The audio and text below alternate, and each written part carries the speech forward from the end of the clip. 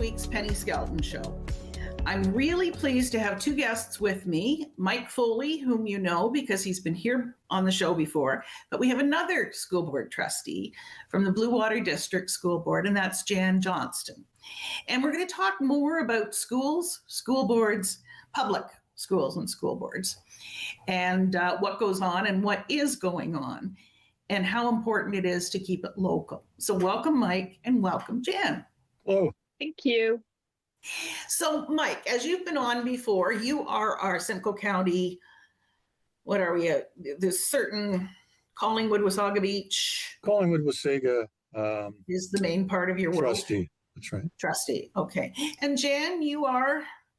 So I'm with the Bluewater Board, and I represent the municipality of Kincardine and the township of Huron-Kinlaw. So it's in the Bruce County side of the board. Nice. Okay. So I know why Mike did. Why did you become a school board trustee, and how long have you been a school board trustee? I've been a school board trustee for over 20 years. When I became a trustee, my kids were little. Okay. So that was all, and in fact, at that time, my kids were little. I had elementary school children. And I became a trustee. And at that time, there was only one other trustee that actually had children in the system. And that was really good because I was not only a trustee over, you could say overseeing, kind of a governance role, but I also experienced the system. And my experience was both what I would call good and bad. How's that? So I didn't come with rose-colored glasses or anything like that, but I come from a family of teachers, and probably that's why I'm keenly interested in publicly funded education. And obviously very good at your job because you've been reelected several times. Yeah, quite a few times, yes. And I've been very lucky, and I'm honored. Okay. And Mike, this is your first term. This is my first term here. I was a trustee with the Upper Grand prior to this. I was a trustee for one side of Guelph. Okay. It's interesting to me. You both bring loads of experience to the job. What do you see as the main challenge right now for a school board? One or the other of the school boards? You go first, Mike. Sure. See what he says, right? I think one of the challenges right now is funding. And, pretty well anybody that knows anything about education will say that, boards have been underfunded across Ontario. So it's not specific to just my board or Jan's board, but this is a global kind of thing right now. And school board funding comes from a combination of Ministry of Education. Municipalities. Pardon me? The school board funding comes from both municipalities and the province? No. Kind of. Okay. In a roundabout way, but it's directly coming from... I still don't understand. Yeah, it's coming from the Ministry of Education mostly. Okay. And they determine what school boards will get based on the number of students and, a variety of other things. Who's getting what and how much they'll get. Yeah. So it's interesting to me because the province makes the decision as far as schools. And have you had any new schools in your area, Jan? Well, I'm pretty excited. I'm going to say that. So we, our board has been growing. It's a rural board, but I think that there's a lot of family mobility that's coming from what I call the very urban centers like Toronto, like the greater Toronto area, and they're moving out. There's a variety of reasons. Of course, I live in the area of Bruce Power, which is the largest North American construction site. So huge growth in my area of, for example, Kincardine, Port Elgin. Yeah. And I think what I wanted to explain when Mike was explaining the funding for public education is that years ago, like way before my time, that it used to be that school boards got their funding from their local municipalities. They would kind of go cap in hand and, we need this amount of money. And it was like a mill rate. And you still see it on your municipal tax bill. Okay. Yes. But that money is actually, the province eventually went to a provincial funding formula.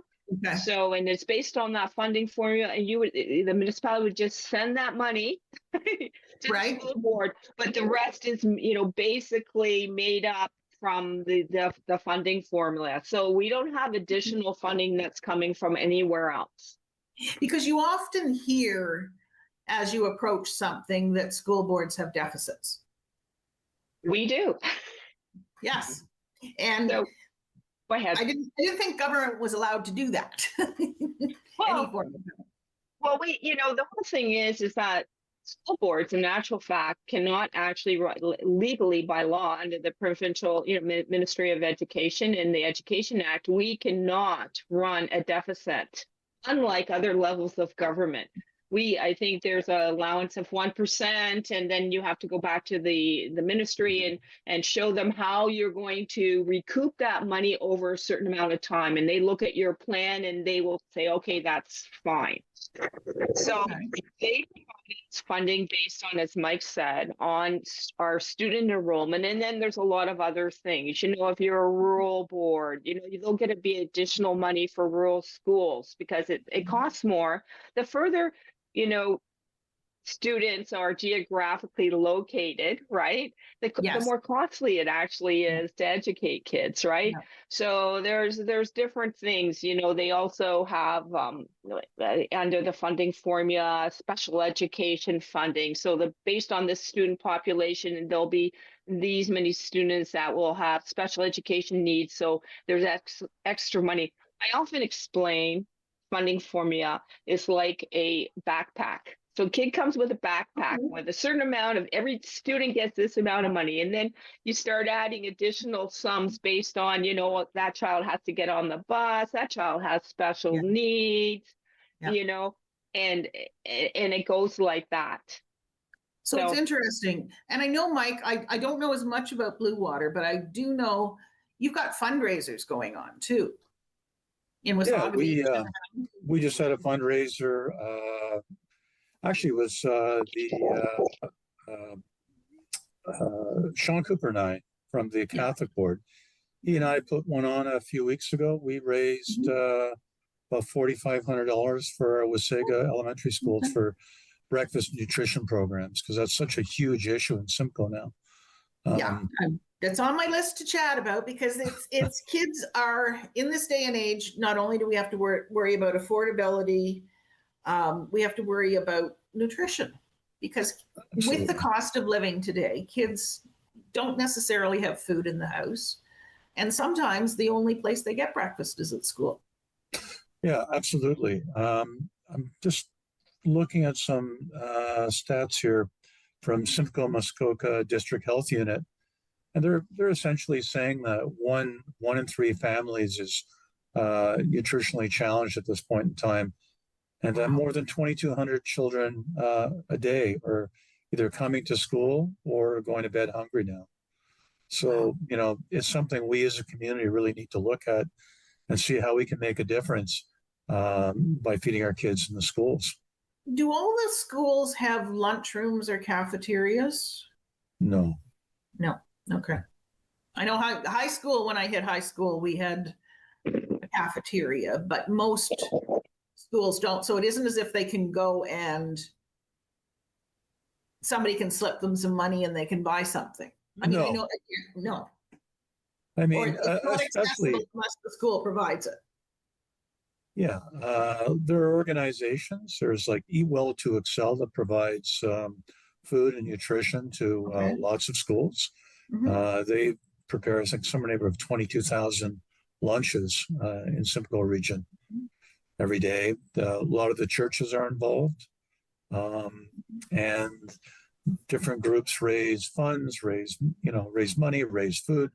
The Wasaga Chamber of Commerce has an organizing platform to raise snacks for kids, and once a month they'll bring stuff out to the schools as well. Because I know one term that became very new to me in the public school system was that they had nutrition breaks. Yeah. And I'm still not sure I know quite what a nutrition break is, but I know you need to have food in your system to function. Yeah. Yeah. So most school boards across Ontario went to what we call a balanced day. Okay, and the balanced Okay. day, instead of having this one, and I'm talking elementary here, Yeah. Okay. elementary, is that, and so instead of having kind of like, you come to school, you have a short recess, that you have a long lunch hour, which gives you the Okay. ability to maybe go outside and play or go home or things like that, and then another recess in the afternoon. And that's changed to Yep. make it so that there's, a longer time in, like, kind of in the morning and a longer time in the afternoon. That's why they talk about it as a Okay. balanced day. Mhm. And Okay. it would be then. So before kids come to school, I know our area, all the schools, in particular elementary, have what we call breakfast programs. And Okay. they're run by volunteers, and they provide food. In fact, I have a trustee who at a school, she is the breakfast person. And The breakfast lady. yeah, she is. And then you know what? She's fabulous, and she has a really close relationship with those students because they go from JK to grade 8. Yeah. But yeah, so that's not necessarily what trustees do, but she was a breakfast person in the school before she became a trustee, and she continued doing that. So that idea about trustees are really locally based in your community is she'd be a prime example of that. Interesting. Now, do you hold fundraisers in the Bluewater board? Well, and not what Mike, like, that's really wonderful what Mike's doing. Generally, like in terms of fundraisers, all our schools, so whether it's through school council or we have home and school associations, they're Right. always doing, school fundraisers. But we do have an outdoor education center. Okay. And we also have a Bluewater Foundation, and they basically are fundraise for that outdoor education center. So Okay. all our children can go at least once for 2 or 3 days to the outdoor education center. And learn So, things they might not learn at home. yeah, or the fact is, for some children, they maybe never get to go, like, say an outdoor real experience. So they learn all about the outdoors. They might go orienteering, rope climbing. We have a barn there. They learn all sorts of things about nature.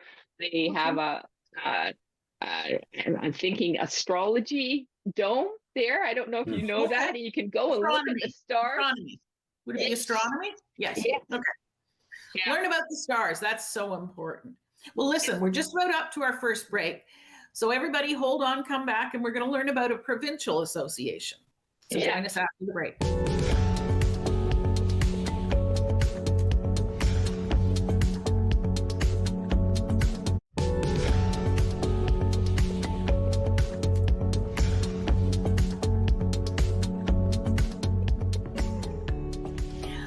Welcome back, everyone.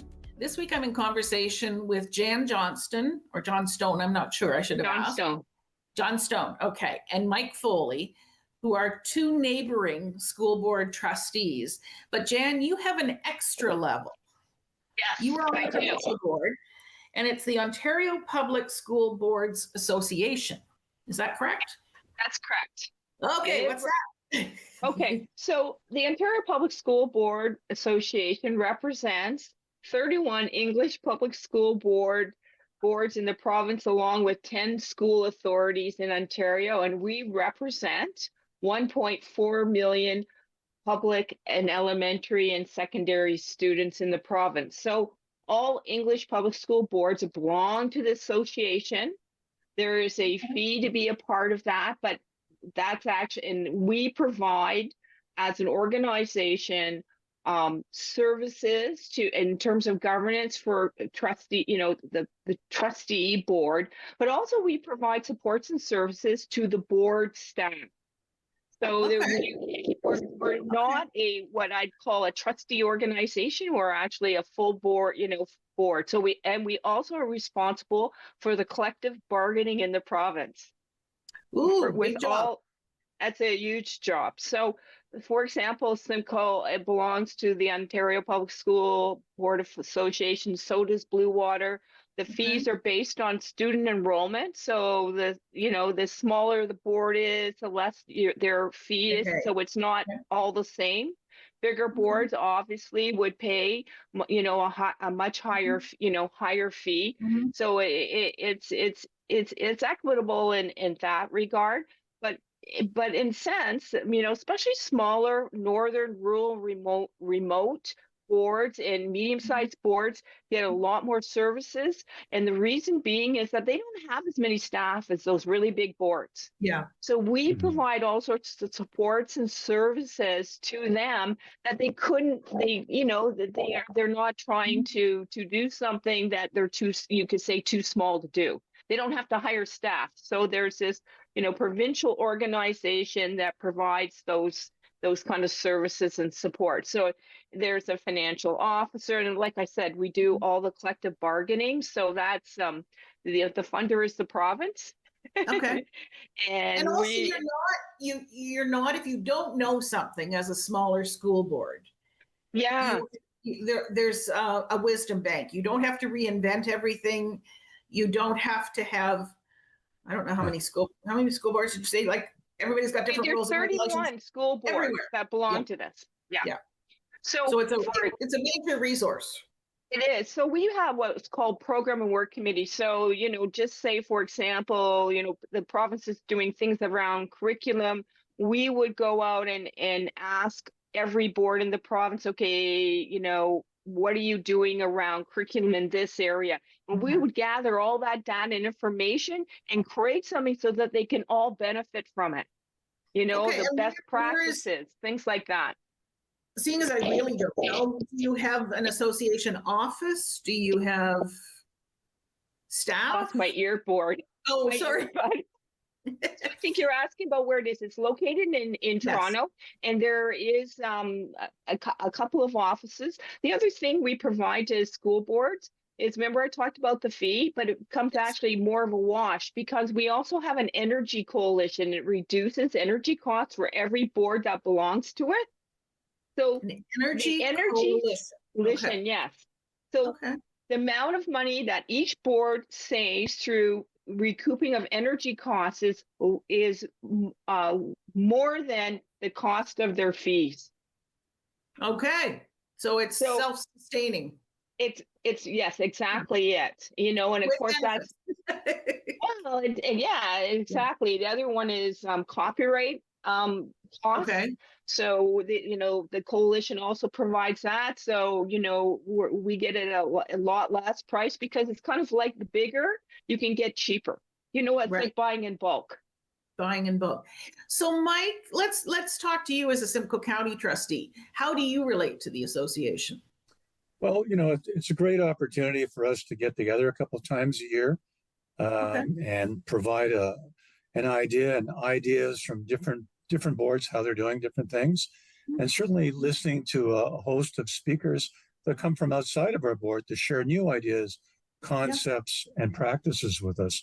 So it's great to have, so many different avenues for thought and learning. And I think that's wonderful.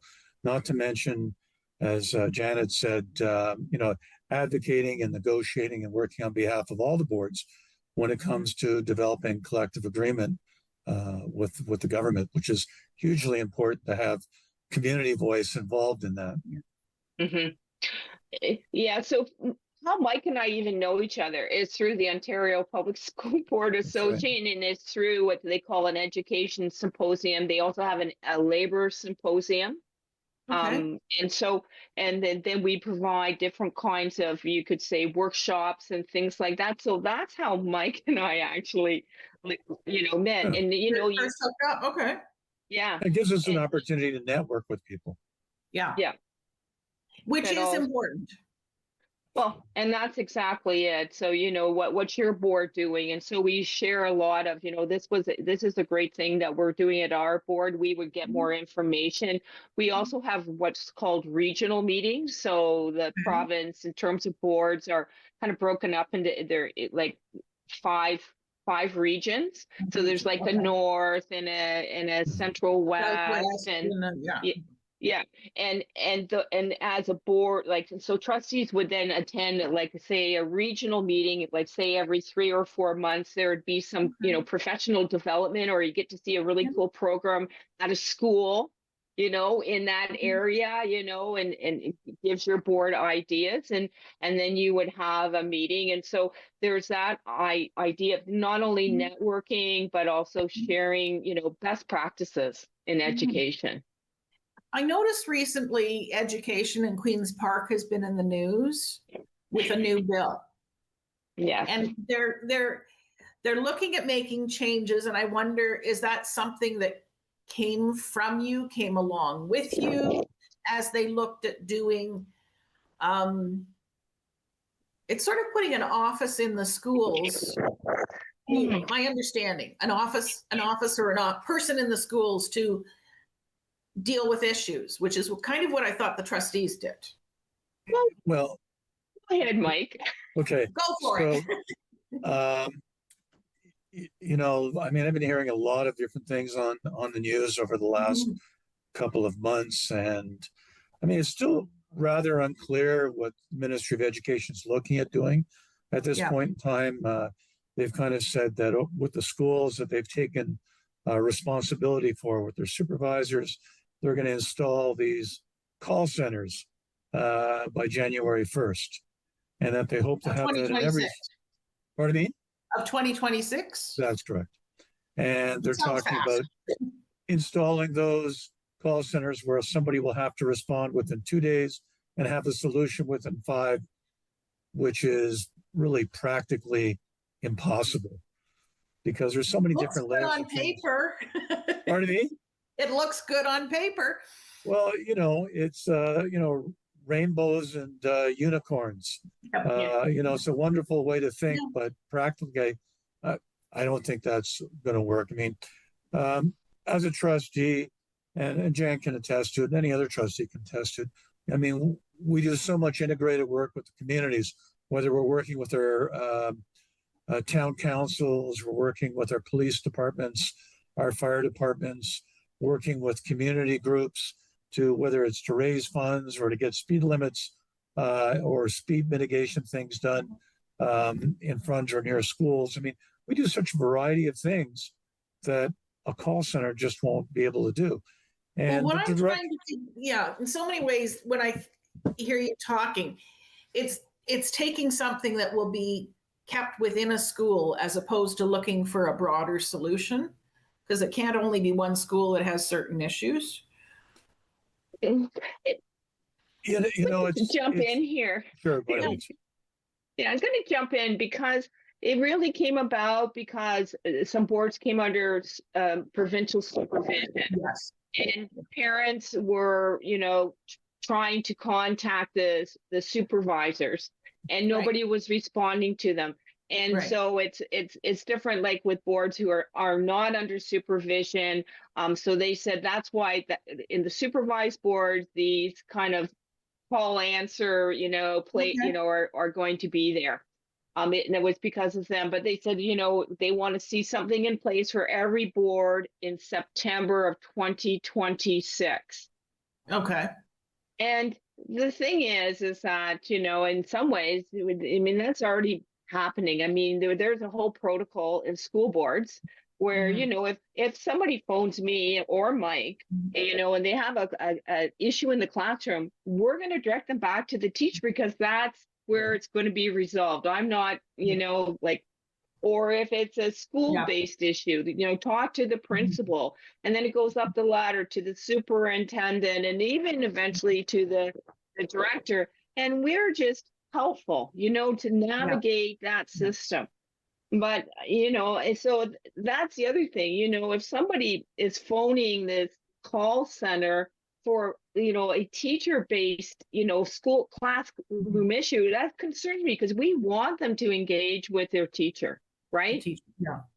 I guess it can be confusing as to where do you go. And it sounds like the government is sort of saying, here's a centralized way of dealing with it. Whether it works or not, I don't know. Well, sorry, go Go ahead, ahead, John. Mike. Okay, Go ahead. it just seems impractical from a hands-on point of view, Yeah.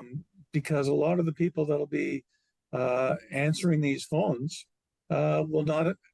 I mean, they'll have all the administrative connections and contacts, but they won't necessarily have the community contacts of how things work in each individual community.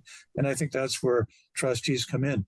I mean, in our board, we've got 12 trustees, we've got 3 student trustees, and so we've got a pretty good grasp on what's going on around Simcoe.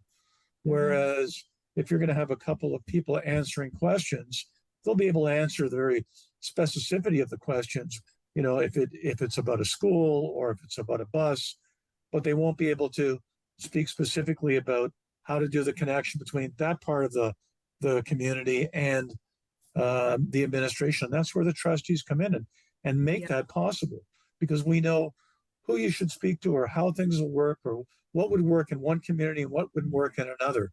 And if we don't have the answer, then we reach out to the appropriate people. We can direct those people asking the question to the appropriate people. And I just see, and see this becoming a real failing process based on, what I've heard so far. The other thing is, it wasn't, I'm going to say this, Penny, nobody asked for this. Yeah. That was going to be one of my questions. Trustees. Yeah. And I think the other thing is to look at this as more top down rather than bottom up. Yeah. Right? Like, so, and it concerns me because, you're already hearing school boards or challenged, in terms of money. This now takes another resource. Another chunk. Yeah. And you're kind of going, wait a minute, I mean, could you give us just say more EAs in the classroom, or can we lower class size, right? Or, more buses on the road. Nobody asked for a call center. Nobody asked for a call center. Interesting. Well, we're coming up to our next break, but when we come back, I really want to be able to continue this conversation because there's an election in a year, and I want everybody to understand what our trustees do because we elect you. So join us after this break.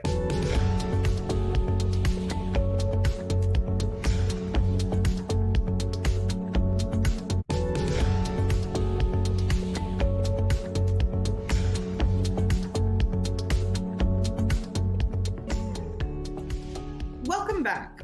This week I'm in conversation with Mike Foley from the Simcoe County District School Board trustee and Jan Johnstone, who is with the Bluewater District School Board trustee and the Provincial Association. So you guys gearing up? Are you thinking about putting your name in again, throwing your hat in the ring for this illustrious job? Well, I'm hoping that, we have the opportunity to do that again. I mean, this new bill could change that. There's been a lot of discussion by the Minister of Education about eliminating trustees. And I mean, that's of great concern to me on so many levels, but hopefully that won't happen. Too, because if not, it just becomes individual schools. There's no... Well, there would be a board. Yeah. There's always going to be, a director of education and a centralizing staff for each That's school a different board. type of staff person. I think of the trustee as being the community touchstone. Yeah, that's exactly it. So Bill 33, when it passed, I think that's, where we're going, or what Mike is alluding to, is that what it did was centralize all authority into the Minister of Education's office. So it removed those important checks and balances, through cabinet. So before they couldn't make major changes without going back to cabinet. Now he can just say whatever, do whatever he wants. It ends up, eliminating the voice of locally elected trustees. Okay. And that's really what it does. And it shifts away from our school board's collaborative approach that has long, we've supported and strong community-based education governance in Ontario. So we've all been locally based, right? So, Mike represents an area, he knows it really well. I represent a very different area, has different needs, and you try to tailor, those educational needs to your area. We provide agricultural programs. They don't do that in downtown Toronto, right? No, they do not. Is a part of your job or your passion? Do you visit all your schools? No, every school. Every school. And sometimes, we get involved with all the different things that are going on, like fun days and special events, as well as just regularly visiting them and finding out what's going on and talking to the people that are frontline workers. Yeah. So I try to attend, every school council meeting and home and school meeting. Okay. I make a point of, going, at the beginning in September where they have a barbecue, kind of meet the teacher and everything. I always go. And you have to make sure you're invited. You just don't walk into schools, right? Like, during it's not about you. It's absolutely not about you. So I'm at graduations. I actually volunteer my time to judge science fairs. I also judge speeches and things like that. So but you don't walk into schools. We don't, the principal is responsible for their school. It's their authority. We can't go in, just walking in anywhere. Like judging a science fair actually gives you an opportunity to interact with the students, which I think is fantastic. Right. And they can understand you're the trustee. Yeah. I've gone to different events like judging debates, which has been fun, or sporting events. So you really get to know what your community is about because you're, your feet on the ground and you're there. And that's the important thing. And that's one of the largest differences between, us as local trustees and some distant person making decisions 130 miles south of here, 130 kilometers. I think the other thing people genuinely need to understand, there are sort of two channels. There is the staff who make way more money than a trustee makes. This is kind of the point I'm trying to make. Close. Not even close, not even remotely close. And I think sometimes when they talk about principals who work their way up to become director of education and that sort of thing, they do climb a scale. The trustees do not. No, the only scale, would be that, on a school board, there would be, the election of the vice chair and the election of the chair, and they get a bit more money because they have more responsibility. I am in the elected vice chair, for example, of the Bluewater District School Board. So it comes with certain additional responsibility. So I would chair different kinds of meetings, and I also share with the chair and the director. We make looking at agendas coming up and things like that. So there's certain kinds of decisions we make on behalf of the board. On behalf of, we don't make, there's no secrecy or anything like that. You and as you a have public to report back to your boards, correct? Oh, absolutely. Yeah. And, you have board meetings, so you're always seeking input. Sometimes, for example, there'll be board votes, a lot of times, right? To make, certain decisions about budgets are particular. Trustees of a board hire a director. That's a huge, because that's going to be your top person in your board that oversees the day-to-day operations. Yeah. So we come with a lot of responsibility. We know what our community wants. We just hired a new director in Bluewater, and so we came with we wanted somebody who really understood geography. Okay. We also wanted sense. Understood, because our schools are much further apart, like in the Simcoe board. We also have tuition agreements with two bands in Grey Bruce, Cape Croker, and Saugeen. So we wanted a director who has had experience working with indigenous populations. Okay. Those things are important. So that's local. It's, and that's all a part of everybody's education. Yeah, right. Fascinating. Mike, have we got, now Wasaga Beach is it building the Catholic high school now, or the Catholic school. It's sort of a I K believe 12. they're building currently the Catholic high school is under construction. Okay. And then the public school from the Simcoe Mhm. board, we've got almost 16 acres that are just waiting for the go ahead. So And where is that located in the beach? Your it's going to 16 be acres. on Sunnydale and Sun Valley. Okay. So just a new section of town. Yep. A lot of new houses going up, so it's going to be really convenient for a lot of kids to be able to walk or bike to school, which is going to be wonderful, right? It'll be. And after you get funding for that, where's your next? Are there any new? I'm sure you always keep a wish list. I'm sure every board does, or a priority list. Well, there are other schools that are being put forward. One of the things on the wish list is to have a new Collingwood school. Yes. Whereas to replace CCI. I mean, Yeah. CCI is a wonderful school, but it's aging out.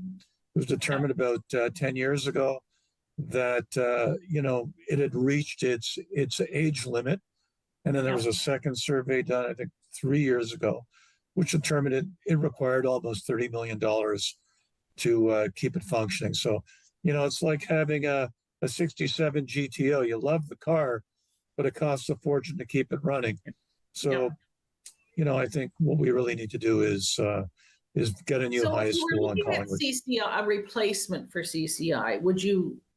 I know you're not there yet, but would you move it? Would you rebuild where you are? I think it would be nice to keep it where it is, but those decisions need to be made between the town and the board as to the viability of that. I think personally, it's in a great place. It's wonderful for people to walk to school and to be a center of town and community. And certainly, I've had discussions with the town council about the joint operations that could take place between both the board and the town. So there's a lot of willingness to work together and develop things together. But at this point, it's on the wish list officially as of this past September. But it's going to be a while before we get to that point. Coming to fruition. How about in your school board area? Have you got any schools that are bursting, that are aging out? Yeah, so we just finished doing a replacement school in Meaford. And there's a brand new, secondary. I think it's actually it's a JK to grade 12, and then there, it had to have an additional space put on because of growth in that population. Where we're going towards the Flesherton area of our board is a huge in Markdale, huge growth happening, and so we've put in and we've been approved, and in my area. So we're replacing our Kincardine District Senior School, which is a grade 7 to grade 12 school. It's going to be a replacement school. We were approved some years ago for that, and so we, it's taken a while to secure property because there wasn't any service property, but I know that we're all that it's finally, there's some things that have already happened. I know we're looking at putting the shovel in the ground in September, but the current site of our school, it was not appropriate. We could not, oftentimes there's a big enough space, you can build a new school in front or behind, and then you tear down the other. But this particular site wasn't. But I wanted to share that. It's that I've been working on a new school for Kincardine since 2006. Oh. Okay.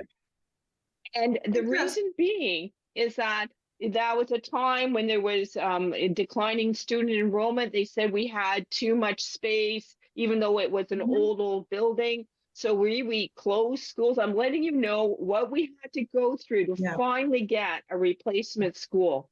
And the community has been totally supportive of that. But we really did. We moved the 7s and 8s into the high school, and we did things to make it at over capacity to finally get the capital from the province, the approval to build a new school. My community is absolutely pumped. I'll bet. What about the old high school in Meaford? Like when you build new, what happens to the old ones? Well, if it's on the same property, right, and they're gonna, if it's especially an old, like an old building, they're gonna tear that building down, Okay. like, so you build in front or behind, wherever the space is. And then you would tear it down. If it's at a new site and you have an old building, then depending on the board's needs, and generally if it's a replacement school, you're looking at basically selling that building land. Asset. Okay. But the province has a new thing where they get basically first kick at the can.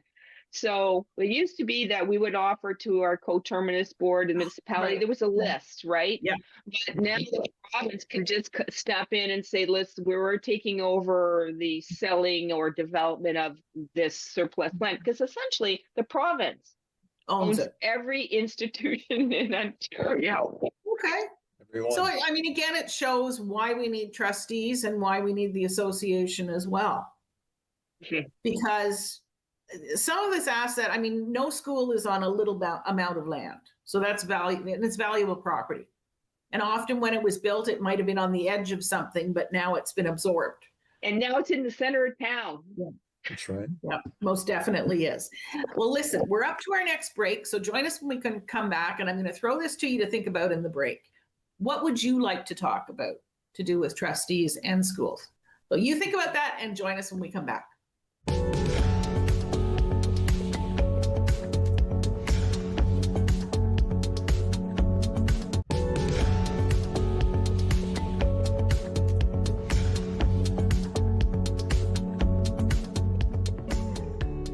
Welcome back to the last segment. I'm in conversation, which is really what we're doing, with Mike Foley, Simcoe County School Board Trustee, and Jan Johnstone, Bluewater District School Board Trustee. And just before the break, we started talking about what happens to the old schools that aren't torn down or built behind and torn down. They become pieces of property that the government owns because their land, they built it, yada, yada, yada.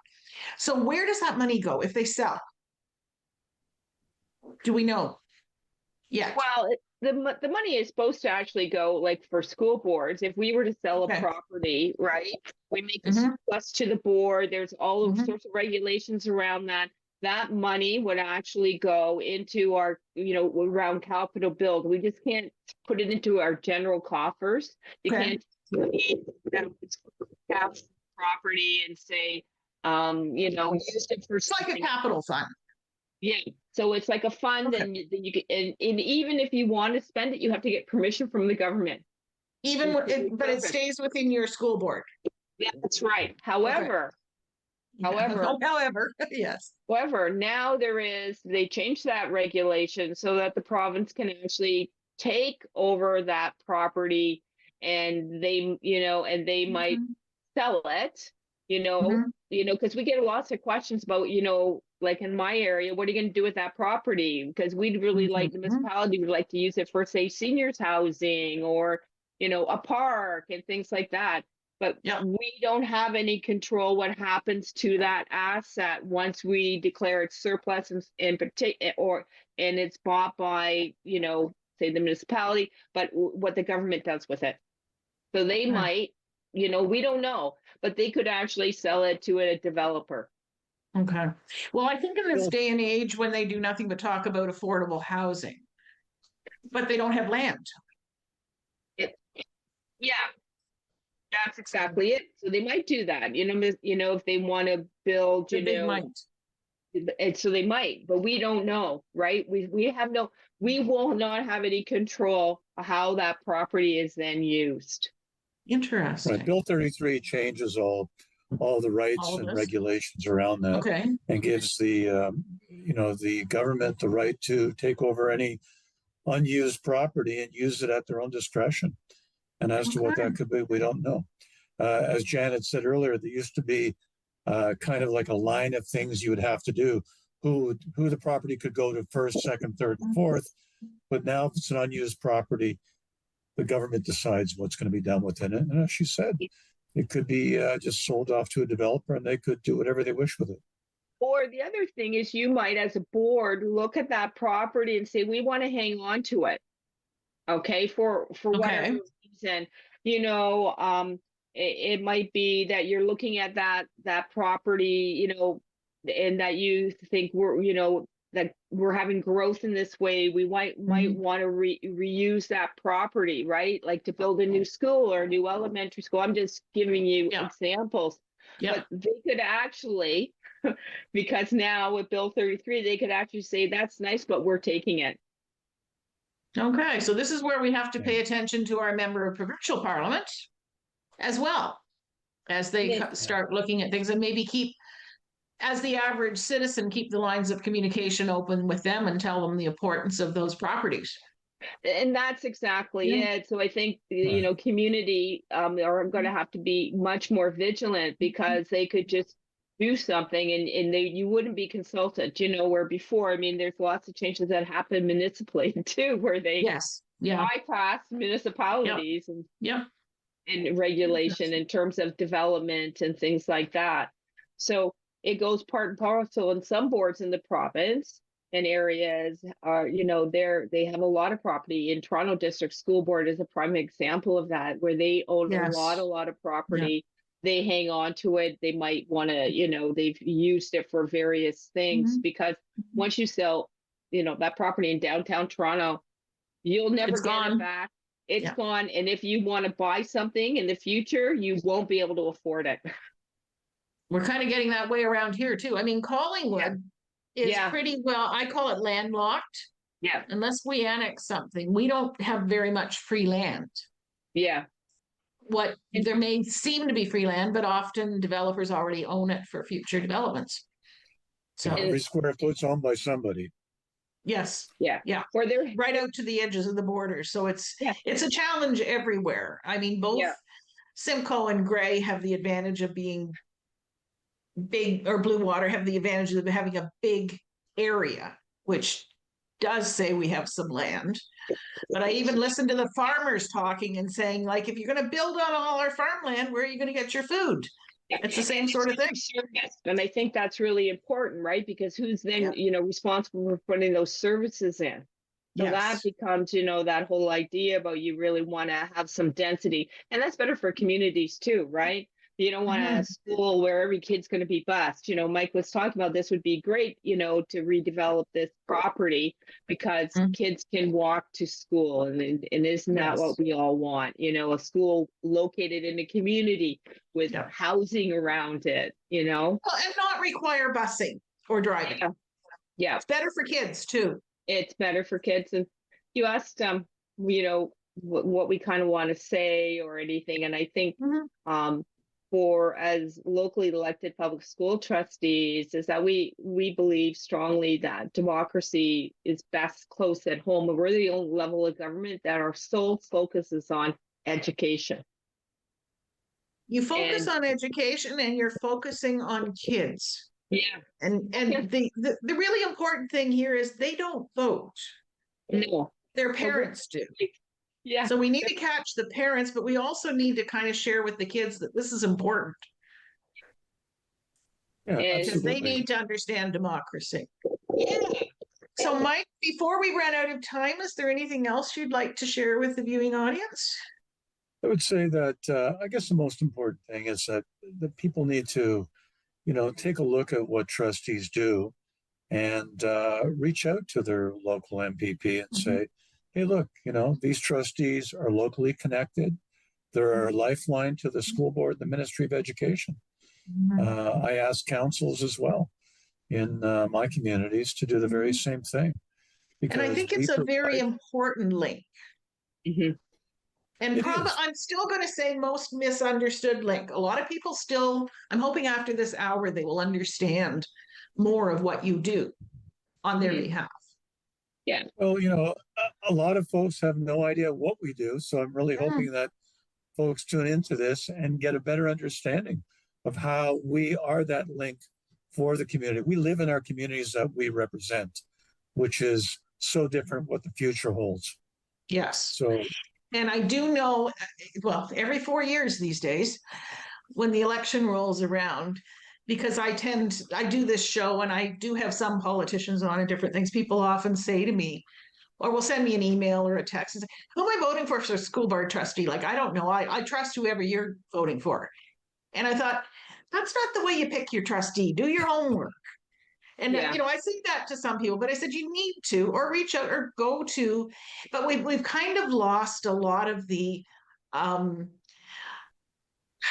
open nights where you can meet all the candidates and talk to them about their views. Like, you guys have the worst. Like, chambers of commerce in different places will often do a mayor's debate or a deputy mayor's debate or a council debate. But I'm not sure trustees are often involved with that. And so it makes it harder for you to get your name out there and your desires known. A person who wants to run to be a school trustee, I can tell you that my local, say chamber, ran, mayors and counselors, and I showed up. And because I was there, they said, well, Jan, do you want to talk? Do you want to, and I did. So you show up.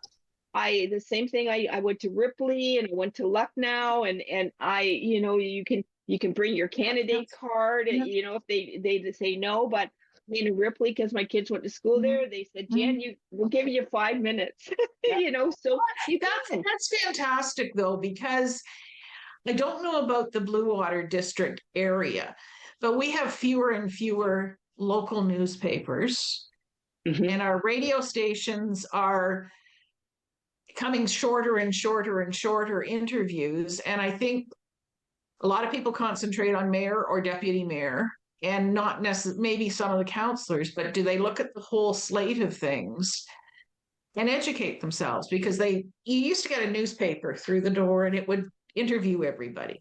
We don't do that anymore. No. Some of you have websites, you have, information, but it's fascinating to me. You mentioned democracy earlier, and democracy is key to all of this, to making it all work. The municipality, the school boards, your provincial association, it all works if everybody works. And I think so that the other piece you're talking about is that in that idea about going door to door. I mean, I'm so people need to, you might have a platform, but you need to find out, well, could that person who's running to be trustee, can he do any of those things? Because I mean, we don't hire and fire the principal, we can't say we're going to promise to build a school, because you need the whole board to be in support of that. Yes. Each trustee is just a small component of a larger organism. So we have to work together to collaborate and collectively work towards goals, right? So when you are knocking on doors as a trustee, it's not like as if you're a counselor or deputy mayor where you say, well, I'm going to change this and change that, because change comes as a collective process on a school board. Yeah. So when you get elected, you represent all students of that board. So you might be elected locally, but once you're on the board, you have to think of the whole. It's funny how we don't necessarily understand all the political ins and outs. Yeah. And I think trustees, you have large areas and you work with your fellow council or your fellow trustees to provide the best education possible for the kids in our communities. We've done it. We've run out of time. Thank you very much. Thank you. I wish you the best, and maybe we'll talk to you leading up to the election next year. But thanks for joining us. Thanks so much. Okay. Thanks for joining us, and we'll see you next time.